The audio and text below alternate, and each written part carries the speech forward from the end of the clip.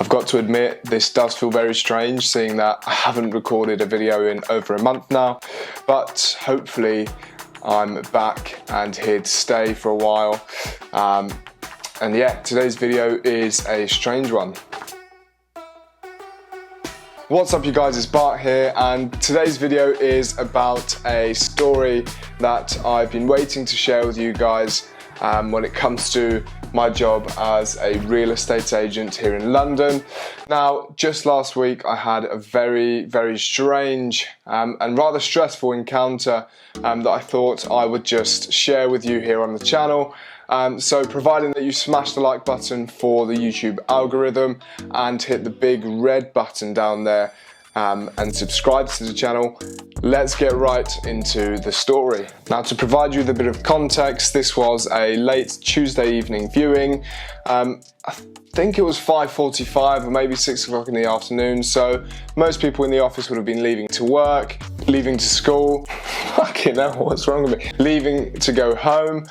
But I decided to do a viewing, and it was with two of my applicants that I haven't met before. So we went to the apartment. It's in the Kew Riverside development, and yeah, to cut a long story short, the viewing was going really well actually. The couple that came along really enjoyed the apartment, and they felt that it was something that could potentially work for them. Now, as we were coming out of the apartment, I felt that it would be a good idea to introduce the underground parking to these potential buyers. Oh, well done. As I usually would with anybody that came to see this apartment. So we started walking towards the lift, everything was fine. We enter the lift together and start going down into the basement. And as we get to the basement, the doors open. I go to take a step outside the lift, and this, I don't know, some like emergency doors slammed right in front of my face. Like, luckily it didn't actually catch me, but they slammed right in front of my face.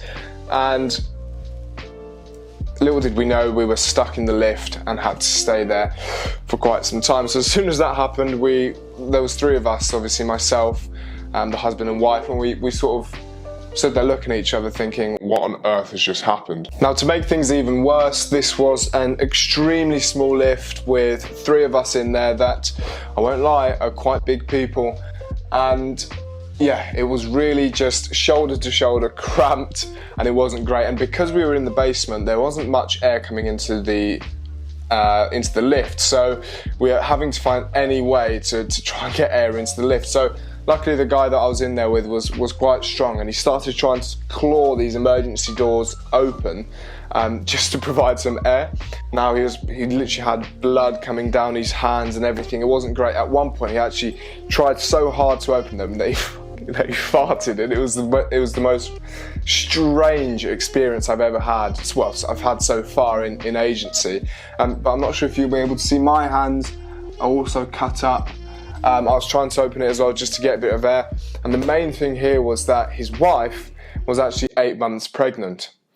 Now, as you can imagine, she needed air, she needed, you know, some moral support from us both. It wasn't great because she was 8 months pregnant. Now, just imagine, I don't know, she went into early labour or her water broke or something happened in that lift.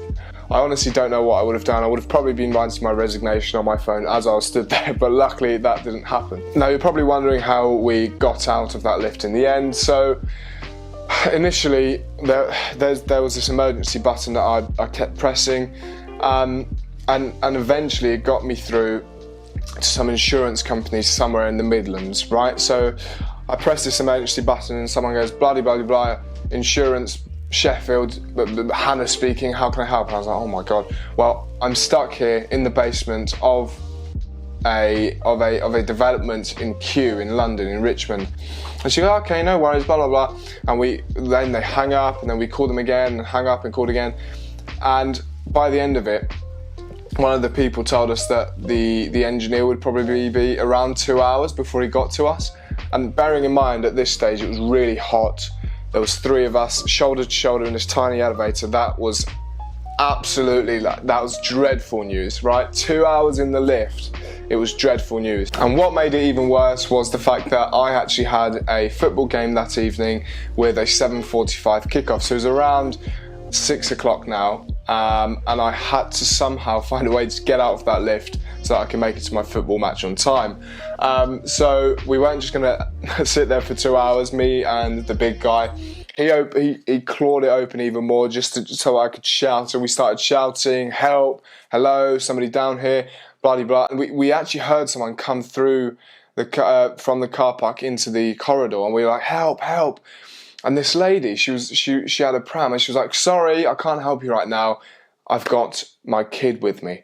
And we just sort of looked at each other and thought, what on earth is going on here? Like, we are stuck in the lift with a lady that's 8 months pregnant, and somebody just simply said, sorry, I can't help you, and walked past us. It was crazy. Luckily, 5 minutes later, another man came out of the parking spot, and we shouted, and he came over and actually decided to help us. But because there was no signal in the basement, I couldn't call anybody. We couldn't even call the emergency services because it just wouldn't let us somehow. So this man decided to help us out, which we're very grateful for. And I got him to call my manager at work, call the fire service, and go and grab somebody from concierge. So luckily that helped and sped things up. At the end of the day, we had, I think about after an hour of waiting in the lift, we had someone from the fire services come, do something with the electrical panel, I think cut one of the cables, and these emergency doors opened straight back up. And yeah, we were able to get out, and it was such a relief once we were out of there. And it was great. So I walked out and I got some signal, and then I checked my phone, and my manager had texted me asking if I'm okay, what's happened, because obviously someone must have called him and let him know. But my main priority was getting to that football match. So I literally went back to the office, picked up my bag, didn't even get changed, just went straight to the football match in my suit, turned up late of course, and cracked on with the game. I got there just on time to get changed and get going, so I was very lucky in that sense. But more importantly, the pregnant woman and her child were fine, and we all got out there having a laugh. And actually, as we were walking out, I said to them, well, I guess this won't be the one for you guys, and they were quite amused by that. And funnily enough, when I called them the next day to get some feedback, it was a big fat no, and they didn't go ahead with the purchase of the flat, unfortunately. But there you go. I mean, it's just one of many stories that I'm sure I'll be able to share with you. I got into the office the next morning and told everyone about it. We all had a laugh. It was obviously very frustrating at the time, but now that I look back at it, it's just one of those experiences that unfortunately I couldn't have prevented. So yeah, it was quite funny, and yeah, gave us something to laugh at in the office the next morning. So I thought I'd share it with you guys. Hopefully, yeah, hopefully it's made you laugh a bit. It certainly made me laugh, and yeah, I hope to share more of these stories from my time as an agent here in London over the coming weeks, months and years. So if it's something that you'd like to hear, make sure to subscribe down below. Let's get to 300 subscribers as soon as possible. It'd honestly be much appreciated, and more importantly, let's smash the like button. That's the only way that we'll get more people to watch these videos, by pushing it out further into the YouTube algorithm. So I'd really appreciate it if you could do that. And that's it for today. Thanks for watching, guys. I'll see you next time.